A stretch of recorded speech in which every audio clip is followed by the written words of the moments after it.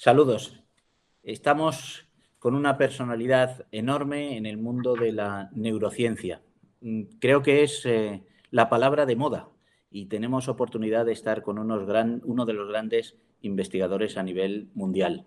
Es Rodrigo Quián Quiroga, neurocientífico, director del Centro de Neurociencias y jefe de bioingeniería en la Universidad de Leicester. Es el descubridor de las neuronas Jennifer Aniston. Luego él nos hará referencia por qué se llaman así. Rodrigo, te perseguirán las neuronas Jennifer Aniston toda tu vida. Es autor de libros de referencia en este ámbito como ¿Qué es la memoria?, Neurociencia ficción y el libro que se acaba de reeditar recientemente en España y en otras partes del mundo, Borges y la memoria. A mí me gustaría que, Rodrigo, que tú mismo te presentaras y que nos dijeras cómo ha sido ese tránsito tuyo desde la física y las matemáticas a la neurociencia, que nos explicaras cuál es el nexo de la física, las matemáticas y la neurociencia y qué te llevó a ello. ¿Cuál fue esta trayectoria, este camino? Bueno, saludos ante todo, un gusto poder hablar contigo, Juan Manuel.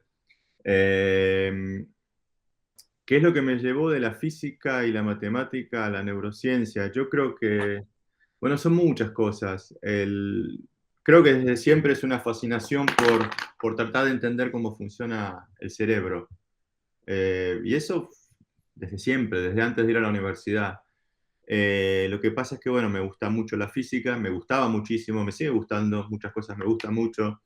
Eh, Después sí terminé haciendo un doctorado en matemática en Alemania, matemática aplicada, pero bueno, ya empezaba como a vislumbrar aplicaciones para neurociencia, para el estudio del cerebro. Y bueno, después ya directamente fue como que tracé una línea en mi currículum y dije, hasta acá llegué como físico y matemático, ahora es solo el cerebro. O sea, ya no quiero dedicar más parte de mi tiempo a seguir haciendo las cosas que hacía de física o de matemática, ahora quiero enfocarme casi exclusivamente en tratar de entender cómo funciona el cerebro. Y para terminar un poco la introducción, o sea, lo digo más que nada por ahí hay mucha gente que viene de las ciencias duras como yo y que dice, bueno, pero ¿cómo puedo yo entrar a estudiar el cerebro si no entiendo nada? La ventaja que tenemos muchas veces los que venimos de las ciencias duras es que es como que tenemos un bagaje de técnicas y conocimiento que pueden ser muy útiles en la neurociencia. Y esos fueron mis primeros pasos, ¿no? O sea, usando distintos métodos y distintos conocimientos que yo traía de matemática y de física, y viendo inmediatamente cómo los podía empezar a aplicar a distintos problemas que eran fascinantes en neurociencia. Uh-huh. ¿Cuánto tiene que ver el cerebro con las matemáticas y cuánto con otras disciplinas como las humanidades? Que sé también que las combinas.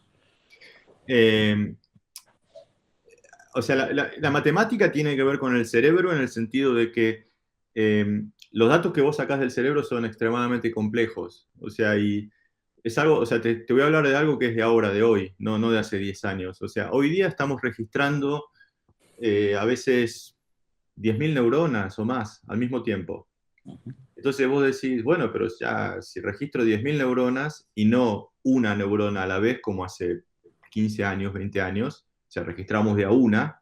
Ahora decís, si yo registro ahora un grupo tan grande de neuronas como 10.000, puedo empezar a hacer cosas mucho más sofisticadas, o sea, puedo empezar a hacer análisis matemáticos muchísimo más interesantes y más complejos, porque ya no es tan trivial. No es que vos ves una neurona y decís, esta neurona, mira, dispara cuando le muestro, qué sé yo, le muestro un sonido específico o le muestro una cara específica, de repente ahora tenés 10.000 neuronas y puedes empezar a jugar el papel de decir, bueno, a ver, pero ¿qué es lo que están haciendo este grupo de neuronas? ¿A qué se dedica esta área del cerebro que estoy registrando? Entonces, ahí es donde entra mucho la matemática. Tenés un montón de técnicas que vienen de algo que se llama Machine Learning, de Information Theory, o sea, hay un montón de herramientas, bueno, Information Theory capaz que sería más de física, ¿no? De física y de matemática que son extremadamente útiles cuando empezás a lidiar con datos muy complejos como los datos de los registros del cerebro de hoy día. Uh-huh. Uh-huh. Vaya. Bueno, yo me refería en la presentación a este libro que ahora volvemos a conocer, recuperamos quienes hemos seguido tus libros, tus escritos, tus artículos, que es Borges y la memoria. Y yo te pediría que nos explicaras qué pinta Borges en todo esto que nos estás introduciendo. Bueno, lo ligo un poco a lo que vos comentabas en tu pregunta anterior, ¿no? O sea, me preguntaste por qué tienen que ver las matemáticas y las humanidades. Ujú, A mí lo que me pasó es que me empecé a dar cuenta de que a veces nosotros los científicos de hoy día estamos como enceguecidos o enfocados exclusivamente en los registros que hacemos, que son fabulosos, o las técnicas para analizar los registros. O sea, y vuelvo a lo que te decía, ¿no? Estamos registrando 10.000 neuronas en un cerebro. Decís, wow, 10.000 neuronas simultáneamente. Y entonces estamos muy enfocados en esos avances tecnológicos que son fabulosos y sorprendentes. Y a veces nos olvidamos de que hubo gente muy brillante, mucho antes que nosotros, que se planteaban exactamente las mismas preguntas. Y puedo ir atrás a, no sé, a mismo Aristóteles. Y Aristóteles ni siquiera sabía lo que era la neurona, ni siquiera sabía que los pensamientos estaban en el cerebro. Para él estaban en el corazón. Pero más allá de ese fallo, que se puede explicar por qué pensaba de esa manera, o sea, cuando no teníamos nada, o sea, el mínimo conocimiento de estas cosas, pero los argumentos que él hace y las conclusiones que él saca, y sobre todo las preguntas que él se hace, son de mucha actualidad. ujú, Y yo esto también lo descubrí en los escritos de Borges. ujú, Eh, yo me acuerdo, estaba tratando de entender qué quiere decir tener estas neuronas que yo descubrí en el cerebro, por qué tenemos estas neuronas, y la respuesta la encontré en Borges. Me acordé de un cuento de Borges en donde él se plantea cómo sería no olvidar, cómo sería si recordáramos todo, y ahí me di cuenta, claro, o sea, si recordáramos todo, o sea, no podríamos ni siquiera pensar, es lo que dijo Borges. ujú, Y entonces yo de ahí concluí, bueno, pero es que por eso tenemos las neuronas que yo estoy encontrando en humanos, o sea, porque son neuronas que hacen abstracciones, que es justamente la clave del pensamiento humano. ujú, ujú. Mencionabas que está de absoluta actualidad. Borges y la memoria, y Funes el memorioso, que es el personaje de Borges en el que tú te basas y en el que pones el foco y ahora mencionabas. Este es un tipo que tiene tanta memoria que no puede pensar. ¿En qué medida esto en el mundo de hoy es así o justamente todo lo contrario? Porque los profanos en la materia tenemos la sensación que nuestra memoria analógica o física ha trascendido a las pantallas, a los buscadores, a los agregadores, a los algoritmos, y ya no nos acordamos del número de teléfono de la casa de nuestra mamá. No sé cómo se explica esto. ¿Somos más memoriosos o somos ya carentes de memoria en favor de las máquinas? Mira, yo te separaría es un tema interesantísimo. Es un tema, es una discusión que ya nos planteamos hace muchísimos años. Nos lo planteamos con la escritura. Ujú, Entonces, porque vos pensás que los antiguos griegos no tenían, o sea, no escribían en papel. O sea, podían escribir en papiros a veces, pero era muy raro. O sea, vos no estabas en tu casa y tenías un papel donde ponías notas. Eh, y entonces, en la antigüedad, ya la gente se planteaba, o sea, los grandes pensadores se planteaban si, si no sería algo que nos terminara perjudicando el uso de la escritura. Y obviamente sabemos que no. Eh, También lo podés pensar como el uso de la imprenta, ¿no? O sea, porque cuando se empieza a usar la imprenta, vos de repente ya no tenés los libros que están manuscritos por algún monje, sino que ya los empezás a producir en masa y hasta los puedes tener en tu casa. Bueno, pero eso es una gran ventaja. Y lo mismo te podés plantear con Internet. Entonces vos te podés decir, ¿para qué necesito recordar todas estas cosas de los libros si lo tengo en Google? O sea, lo tengo a segundos, ¿no? En Google la información.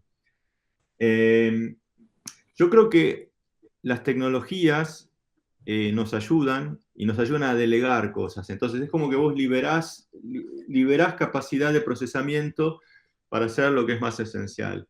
Es como si vos me dijeras, mirá, yo estoy muy ocupado y tengo una secretaria y mi secretaria me lleva mi agenda. Entonces yo todos los meetings que tengo y todo eso me lo lleva mi secretaria, con quién me junto, cuándo, dónde, los números de teléfono. Y yo realmente si estoy ocupado, o sea, yo con todo gusto delego todo eso en mi secretaria, porque no tengo ganas de estar acordándome cuándo me junto con quién y a qué número tengo que llamar, o sea, eso lo delego. Y así como que te digo que lo delegaría en una secretaria, lo delegaría tranquilamente en un dispositivo que tenga, ¿no? En un iPad o algo que tenga un calendar. Entonces, yo en eso no veo un problema. O sea, yo creo que esas tecnologías, o sea, las podemos usar y nos permiten enfocarnos en lo esencial. Ahora, como toda la tecnología, suele ser un arma de doble filo, ¿no? O sea, porque la misma tecnología que te lleva a fabricar un auto también te fabrica un tanque, o sea, puede ser bueno o malo. Eh, el problema que yo veo a las tecnologías de hoy día es que estamos sometidos a un bombardeo constante de información. O sea, si vos, yo no tengo teléfono celular, pero yo veo que la gente que tiene teléfono celular le llevan los WhatsApps, le llegan los emails, le llegan los Messengers, y es como que están todo el día pendiente de información que le va entrando. Y esto es muy parecido a algo que él habla de, que Borges hablaba de Funes, o sea, porque Funes, que era alguien que no olvidaba absolutamente nada, termina sus días acurrucado en una habitación oscura y ya ni siquiera quería mirar por la ventana porque era demasiada información. El tipo se acordaba de todo, es como que tenía un bombardeo constante de información, la cual no podía olvidar.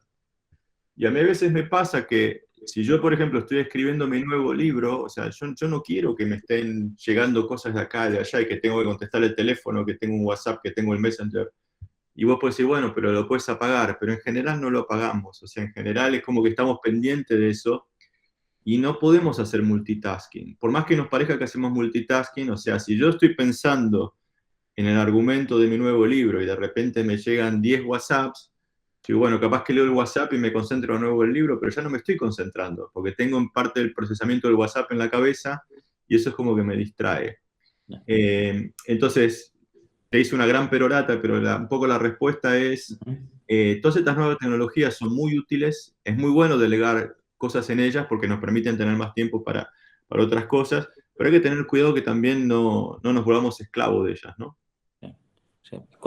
¿Esa es la principal consecuencia de este bombardeo constante de información, la dependencia, digamos? Sí, no es la dependencia, porque a mí no me molesta, por ejemplo, depender de mi GPS en el auto. O sea, ya ni me acuerdo el nombre de las cuadras alrededor de mi casa. O sea, yo soy de Argentina, vivo en Inglaterra. Las cuadras de alrededor de mi casa ni las sé, porque de última, si no sé cómo llegar, pongo el GPS del auto y no hay problema. Las cuadras alrededor de mi casa en Argentina me las sé de memoria. O sea, te puedo decir todo el barrio, las calles una tras otra, pero porque en ese momento no usaba GPS. Ahora, ¿qué tanta utilidad tiene acordarse de memoria las calles alrededor de tu casa? Para mí no demasiado. Entonces no es algo que me moleste usar el GPS de mi auto. Me dirás, no podés navegar como navegabas antes. Sí, pero no sé si me es tan importante. Ahora, que yo no tenga tiempo de, por ejemplo, estar aburrido sin hacer nada y de repente estar así mirando el cielo sin saber qué hacer porque estoy aburrido, que de repente, ¡plac!, me venga una idea, que suele pasar siempre cuando estás aburrido, porque ese tiempo lo termino dedicando a leer el WhatsApp o esto o lo otro, ahí sí me parece que tengo un problema. Ujú, ujú. Quería preguntarte, quizá doy un salto. ¿Sería posible aislarse hoy, encontrar esos espacios de aburrimiento en el mundo de este hiperinformatizado, hiperinformado en el que vivimos? Mira, a mí muchas veces mucha gente me pregunta cómo hago para no tener teléfono móvil. Yo no tengo. Y Ujú. la respuesta es, no sé, nunca tuve. O sea, no sé cómo hacer para liberarte de un teléfono móvil. Simplemente nunca tuve. Eh, o sea, es muy sencillo. Yo, por ejemplo, a veces me voy de vacaciones con mi familia y no abro la laptop. Ujú, Estoy totalmente desconectado, o sea, estoy conectado a full con mi familia, ujú, porque es lo que quiero. Entonces, está en cada uno, ¿no? Y por ahí vos tenés gente que te dice, no, no, yo no podría vivir sin mirar mi celular, o sea, yo no sé, hace 20 años vivíamos, ¿no? Y no, ujú. no usábamos el celular como lo usamos ahora. Y nadie se moría por no tener el WhatsApp o porque se te cayó Facebook, o sea, como pasó hace poco. O sea, de alguna manera nos arreglábamos. Sí, Entonces yo creo que a veces lo que vos nombrabas antes, esa dependencia, hace que nos terminemos ahogando en un vaso de agua. ujú, Porque nos volvemos tan dependientes de las tecnologías que a veces no podemos concebir cómo manejarnos sin ellas. Pero no te estoy ujú. hablando de 300 años atrás. Hace 20 años no era así. Sí. Bueno, además resulta muy tranquilizador, digamos, que no lo digas tú, que eres un referente de la investigación científica y en concreto de nuestro cerebro. O sea que, que deberíamos tomar nota de lo que nos estás diciendo, ¿no? Además, has mencionado antes de pasada algo que es un asunto que en todos tus escritos siempre sale a reducir, ¿no? Que es el dedicarnos a lo esencial, ¿no? Esa parte humana, esa pregunta que tú te formulas habitualmente de qué es lo que nos hace humanos. Bueno, yo te lo lanzo ahora. ¿Qué es eso? ¿Qué es lo esencial? ¿Qué es lo que nos hace humanos? Eh, es que es difícil de definir, pero eh, por eso es tan difícil, por eso es tan difícil avanzar con la inteligencia artificial, porque vos cómo le enseñás a una computadora qué es lo esencial. Si yo te lo pudiera decir así tan fácil, lo que te estoy diciendo lo podría programar en una computadora, en una inteligencia artificial y haría que piense como un humano. Pero a veces, o sea, yo te doy una respuesta muy larga y yo te hablo de muchas cosas. Vos me hiciste una pregunta y yo te empecé a hablar de muchas cosas. Ujú, De todo lo que yo te dije, yo te di un montón de información, vos rescataste un aspecto y dijiste, bueno, a ver, pero si la idea es que tenemos que enfocarnos en lo esencial, ¿qué es lo esencial? Vos de todo lo que yo te dije, rescataste eso. Ahora, si vos fueras una computadora, ¿cómo harías para rescatar, como para decir, esto es lo interesante, acá es donde yo me tengo que enfocar? O sea, haciendo una entrevista o teniendo un diálogo. ujú, Eso es lo que nosotros hacemos casi sin pensar, o sea, es muy natural. ajá, Eh, y vos decís, bueno, pero ¿por qué nosotros podemos hacer eso? La única respuesta que te puedo dar es porque es el resultado de millones de años de evolución. O sea, nosotros el humano no se creó hace 100 años o 1000. O sea, venimos evolucionando hace millones de años de antepasados comunes con los simios. Y, y yo creo que el desarrollo de nuestro cerebro hizo que una de las funciones más importantes sea enfocarnos en lo esencial. Y acá viene Borges, porque la idea de Borges es que Borges dice abstraer, que es una función casi diría exclusivamente humana, bueno, no es exclusivamente humana, pero es muy humana, del pensamiento humano, la capacidad de abstracción. ujú, Abstraer es olvidar detalles, es olvidarte de cosas que son inocuas, ¿no? De que te distraen del punto esencial. Entonces él decía, bueno, una persona con una memoria infinita como Funes, que no olvida detalles, no es capaz de abstraer. Y si no es capaz de abstraer, no es capaz de pensar. ujú, Entonces yo creo que esa es la característica o una de las características fundamentales del pensamiento humano, nuestra capacidad de abstracción. ujú. E- e- Ese momento de singularidad, ese momento en el que las máquinas conseguirán no ya la inteligencia general como los humanos, sino que incluso la superarán, ¿lo ves lejos? Es que yo no sé si hay una singularidad, yo no estoy de acuerdo con eso de la idea de la singularidad. Ujú, Eh, es muy discutible. Eh, no es que lo veo lejos o cerca, es que todavía no dimos ni el primer paso. ujú, Entonces, si alguien se pusiera en serio a trabajar en eso, yo no sé cuánto tardaría. No sé si estamos a 5 años o 100, pero es que no hay trabajo al respecto. ujú, Hay algo que eh, en un libro que publiqué hace poco, se llama Neurociencia Ficción, también me fijaba en películas de ciencia ficción y a ver cómo las predicciones de la ciencia ficción se han ido o no cumpliendo en neurociencia al menos.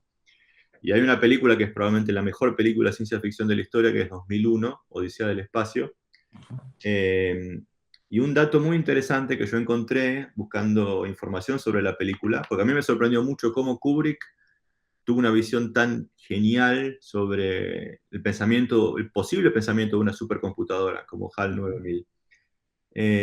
Y hurgando información, me terminé enterando de que el asesor científico de la película fue Marvin Minsky.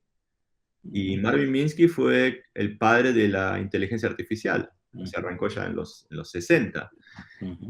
Y Marvin Minsky, toda esta historia es para contarte que Marvin Minsky ya en esa época decía de que todavía estamos en pañales para resolver el gran problema de la inteligencia artificial, que es la inteligencia general.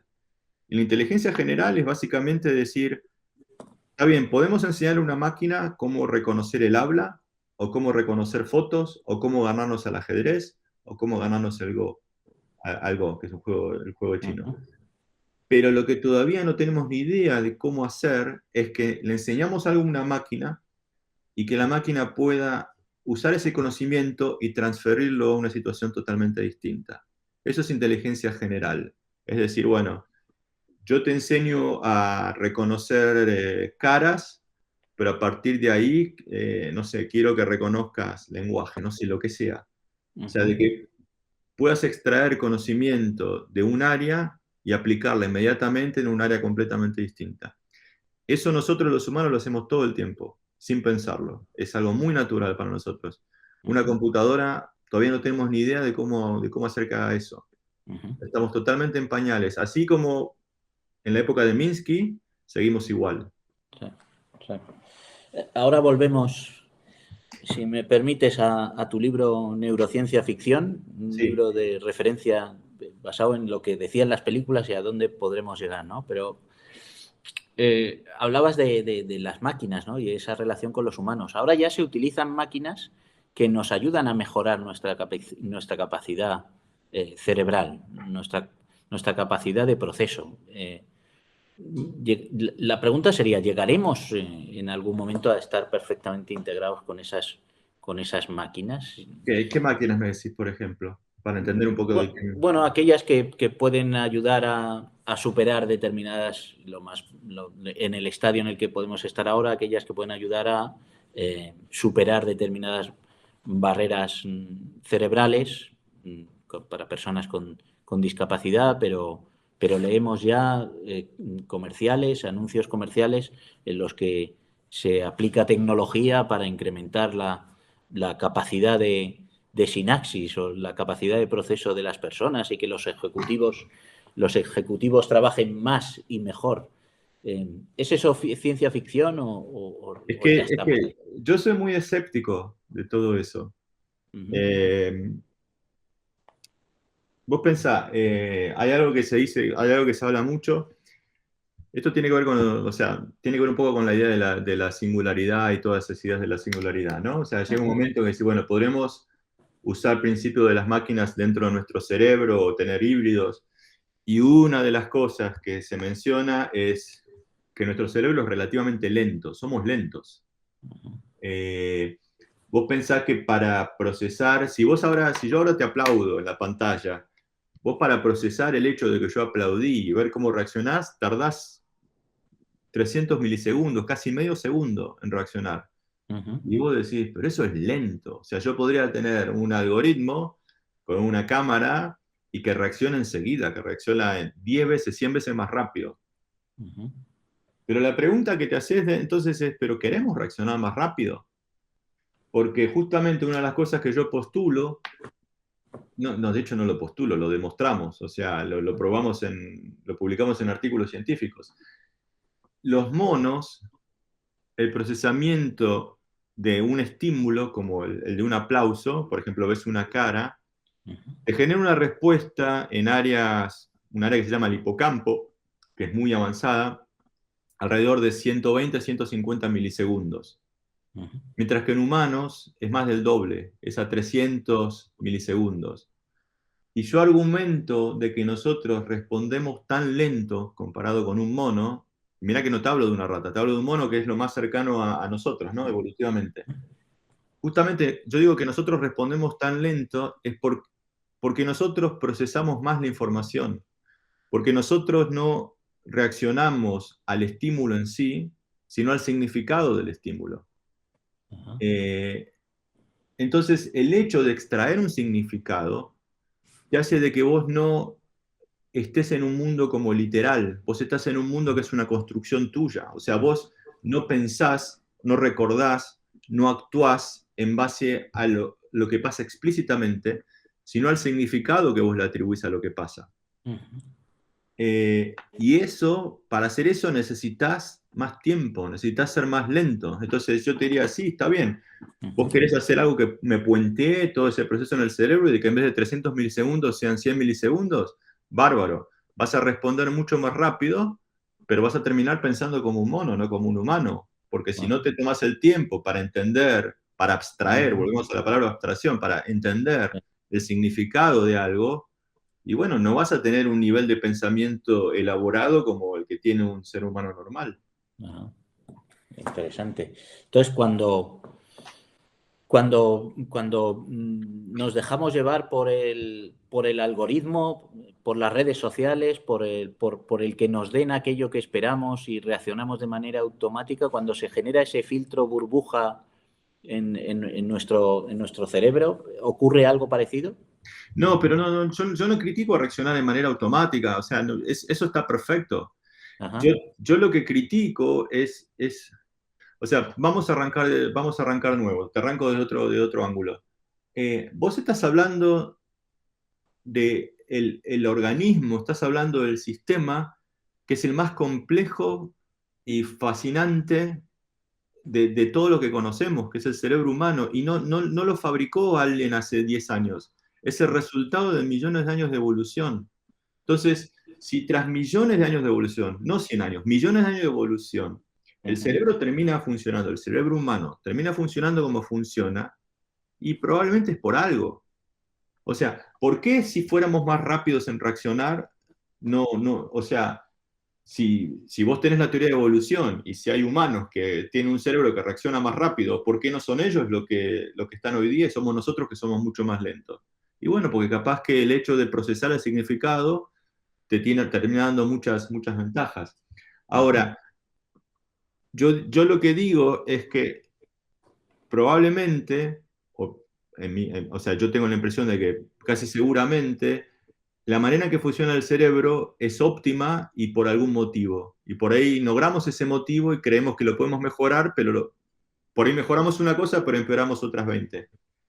El cerebro humano también procesa automáticamente muchas cosas. Y eso está bien, lo queremos así, porque si vos haces deporte, por ejemplo, y si vos jugás al tenis, vos no querés estar pensando en qué tan alto tiro la pelotita para hacer un servicio. O sea, vos tirás la pelota y le das. Y como decía mi antiguo mentor en California, que me hacía reír mucho con eso, es decir, si alguien te está matando al tenis, le decís, che, pero qué bien que estás sirviendo, ¿no? O sea, qué bueno, qué bien que estás haciendo el saque. Entonces, así lo haces pensar en su saque y lo haces equivocarse. Sí. Entonces, claro, entonces querés tener cosas automáticas porque Ujú. no querés pensar en ellas, querés concentrar tus recursos en por ahí pensar en cómo diagramas un punto en el partido, o puede ser en cualquier otra cosa, en cualquier otro deporte o actividad. Ajá. Si te parece, dedicamos los minutos ya finales porque es apasionante escucharte, pero tienes el tiempo acotadísimo. Hablamos un poco del futuro, ¿no? Yo mencionaba antes las neuronas Jennifer Allison que tú descubriste, que fue el origen de tu publicación científica de referencia. Y la pregunta sería, ¿de qué manera esas neuronas que se bautizaron así, Jennifer Allison, eh, nos condicionan cómo imaginamos el futuro? Eh, uh, es- si teníamos pocos minutos, has tocado un punto. Abriste una Esto es ventana una que tesis. da para 3 horas de discusión, pero vamos a tratar de hacerlo relativamente rápido. Estas neuronas de Jennifer Aniston se llaman así porque yo haciendo experimentos en el cerebro humano, por motivos clínicos se hacen experimentos en pacientes con epilepsia, no importa todo porque eso no va a llevar mucho tiempo, pero el tema es que podemos registrar neuronas en el cerebro humano por un motivo clínico muy claro, y yo una de las cosas que descubrí, o sea, lo primero que descubrí es que encontré que había una neurona que respondía a Jennifer Aniston, la mostrara como la mostrara. Cualquier foto de Jennifer Aniston que yo mostraba, la neurona respondía a ella y no respondía a otra gente. Entonces, bueno, empecé a mostrar esta neurona en congreso junto con otras, así como encontré la de Jennifer Aniston, encontré otra de Halle Berry, encontré otra de Pamela Anderson, encontré otra de, no sé, de un montón de gente. Todas neuronas distintas, ¿no? Y entonces la gente empezó a hablar de la neurona de Jennifer Aniston, mis colegas, ¿no? O sea, no es que yo la bauticé así, pero todo el mundo empezó a hablar de la neurona de Jennifer Aniston porque era la más graciosa. Entonces, estas neuronas lo que tienen, a veces te responden hasta el nombre. Si yo escribo el nombre o si yo digo el nombre, la neurona responde. Entonces, lo que tienen estas neuronas es que están codificando abstracciones. Porque la neurona no está respondiendo a una foto específica de Jennifer Aniston, responde a ella, la muestre como la muestre. Entonces la neurona ya no responde a los detalles de un estímulo, sino responde al significado del estímulo. Es Jennifer Aniston, punto, si está diferente de perfil. Bueno, y eso hasta ahora no se ha visto en otros animales. O sea, nadie encontró algo así en ratas, nadie encontró algo así en monos. Hasta ahora es exclusivamente humano. Yo o sea, no puedo decir nunca nadie va a encontrar esto en monos, o sea, porque capaz que alguien en 3 años me encuentra algo parecido, pero hasta el día de hoy mucha gente probó y no está. Entonces, y yo creo que no es coincidencia, yo creo que cierra un poco con todo lo que venimos hablando y con las ideas de Borges.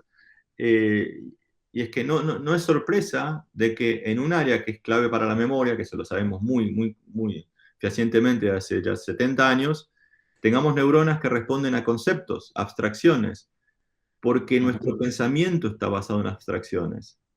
Eso es justamente lo que le faltaba a Funes el Memorioso, por eso no podía pensar. El pensamiento humano está basado en abstracciones. Y ahora, para terminar, porque ahora sí voy a tu pregunta, ¿en qué tiene que ver esto con la imaginación y con el pensamiento humano? Bueno, si vos querés imaginar algo, si vos querés pensar, tener un pensamiento elevado, vos no querés perderte en detalles. El ejemplo que yo doy es Newton, por ejemplo, se dio cuenta de que una manzana que cae de un árbol o la luna que no cae y se mantiene en órbita porque está girando, responden al mismo principio, que es la ley de la gravedad. Esa fue la genialidad de Newton. Pero para poder pensar eso, para poder imaginar que hay una ley física que une ambos fenómenos, una manzana que se cae y la luna que está arriba y no se cae, tenés que abstraer. Porque si vos te quedás pensando de que la manzana es roja, que tiene 2 hojitas, que tiene el agujerito de un gusano, es como que te perdés en detalles. Vos decís, bueno, es un objeto que se cae en la Tierra. Y si vos te pones a pensar que la luna está menguante o creciente o lo que sea, también te perdés en detalles, lo que le pasaría a Funes. Entonces, la base de la creatividad, la base de la imaginación del humano, está, o sea, un aspecto muy importante es la capacidad de abstraer el significado de las cosas. Y eso es justamente lo que representan las neuronas que yo encontré en el cerebro humano. Ajá. En Telos, en las presentaciones de cada número, en las conferencias que damos alrededor de los temas que abordamos, nos gusta decir que lo que no se sueña no se construye. ¿Tendría algo que ver con esto? ¿Es un espíritu optimista ante lo que está por venir? ¿O no es así? Es que hay, o sea, te voy a contestar como científico, porque esto lo trabajé bastante en el libro Neurociencia Ficción, donde me pongo a hablar de los sueños, o sea, por una película que se llama Inception, ¿no? Con Leonardo DiCaprio. Y es muy interesante porque hay muchos descubrimientos fabulosos que fueron un sueño. O sea, hay muchos, desde la máquina de coser hasta el tema Yesterday de Paul McCartney. Lo interesante es que en el sueño lo que te pasa es que cuando vos soñás no estás mirando alrededor, es como que te desconectás de la realidad. Y ahí volvemos a la pregunta original sobre los celulares y que esto que el otro, ¿no? Y a veces cuando soñás, tu creatividad es muy alta porque te permitís hacer asociaciones o ir por rumbos que nunca tomarías en la coherencia de la realidad cuando estás despierto. O sea, vos cuando estás despierto por ahí estás pensando en una idea y no irías por un camino alocado porque no tiene sentido. Pero en los sueños es como que te dejas ir por cualquier camino, porque no tenés una realidad que que te tenga constreñido a pensar en cosas que sean posibles o que sean coherentes. La incoherencia puede darse. Entonces yo creo que, mira, lo estoy pensando ahora, ¿no? Capaz que de una escala, ¿no? O sea, como que tenés la escala del humano en el día a día con su teléfono celular y sus mensajes y qué sé yo, que es como que está limitado a lo que tiene que hacer en el momento y a su realidad con información bombardeada. Ujú. Por ahí una etapa más intermedia que sería el humano, que sería como el filósofo griego que se puede poner a pensar mirando el mar y dejar que las ideas discurran. Y bueno, después tenés los sueños, que a veces pueden ser muy constructivos porque te, te salís de la coherencia de la realidad y permitís tener asociaciones que no tendrías cuando estás despierto. Ajá. Ya para terminar, me gustaría lanzarte otra pregunta reto casi, y no me atrevo casi a cómo formularla, ¿no? La pregunta sería, ¿cómo imaginas nuestro futuro, el futuro del ser humano? Pero no sé si es correcto decir a un neurocientífico imaginas o debo decir cómo lo ves o sencillamente cómo lo deseas. Eh, es una flor de pregunta. O sea, la única respuesta que te puedo dar es que escribiendo este libro, Neurociencia Ficción, el último que escribí, eh, hubo muchas veces que los escritores o los directores de ciencia ficción se plantearon cómo sería un futuro posible. Te voy a dar un caso. Un caso es Minority Report, la película con Tom Cruise. Eh, y el director, creo que fue Spielberg, el director, lo que hizo, creo que fue en el año 99, 1999 o por ahí, fue juntar un grupo de pensadores en un hotel en California por 3 días y a pensar cosas, a pensar Ujú. cómo sería un futuro, que esto, que el otro. Y lo que te voy a decir, o sea, te va a sonar trivial, pero si te lo pones a pensar es una locura. Yo no sé si te acordás, una escena de Minority Report, está Tom Cruise frente a una pantalla enorme y el tipo lo que hace es con los dedos maneja la información, que tira una imagen de un lado al otro, y la Sí, chica y la agranda, ¿no? Hace el clásico gesto del pinch de los dedos para sí. achicar y agrandar imágenes. En ese momento las tablets no existían. Y todos Ujú. miramos la película cuando salió y dijimos, wow, qué espectacular. Sí. Ahora es algo de todos los días. O sea, Ujú. que vos digas que agrandás una foto o no, o sea, con los dedos en una tablet o que la rotás, es trivial, o sea, lo haces en tu celular. Y lo gracioso fue que en ese momento la consigna de Spielberg era, que le dio a los pensadores era, bueno, tratemos de imaginar un futuro en el año, creo que la película se desarrolla en el 2054, por ahí. Ajá. Básicamente era, ¿cómo será el mundo dentro de 50 años? Sí. Claro, el tema es que salieron con unas ideas tan espectaculares que lo que ellos imaginaron se hizo realidad casi 10 años después, no 50 años después. Ujú. Eh, entonces, un poco lo que yo aprendí viendo esto es que es imposible de predecir, porque si yo hago una muy buena predicción, por ejemplo, para cómo será el mundo dentro de 50 años, y bueno, capaz que va a ser realidad dentro de 5. Es lo que pasó con Minority Report. Ocurrirá. Sí, sí. Bueno, no estaría de más que expresaras ese deseo, esa predicción, No, para y mí que se hiciera realidad. eh, no, para mí en algún momento yo creo que nos va a chocar que hace falta, o sea, que la tecnología es un arma de doble filo, que es algo que por ahí no lo tenemos tan claro, que es extremadamente útil, pero que nos va a pegar una vuelta a las fuentes, ¿no? A decir, eso de ir a una biblioteca a leer un libro, o sea, ya no existe más. Y por Ujú. ahí el hecho de ir a la biblioteca, de las expectativas, de buscar un libro, sentarte, hace que te lo acuerdes de otra manera.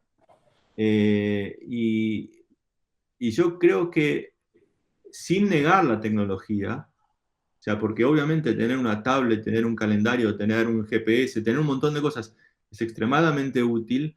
Yo creo que tenemos que madurar. Estas cosas son demasiado novedosas. O sea, hace 20 años no estaban. Ajá. Y yo creo que está en nosotros madurar y aprender a sacarles, o sufructuarlas, a sacarles el fruto, Ujú. pero teniendo muy claro de que no tenemos que perder la esencia de lo que nos hace humanos, ¿no? De nuestra gran capacidad de pensamiento que nos distingue de otras especies y de las computadoras. Ujú. Nos quedamos con eso, Rodrigo. Es un verdadero placer escucharte. Muchísimas gracias por tu generosidad, tu disponibilidad para esta entrevista.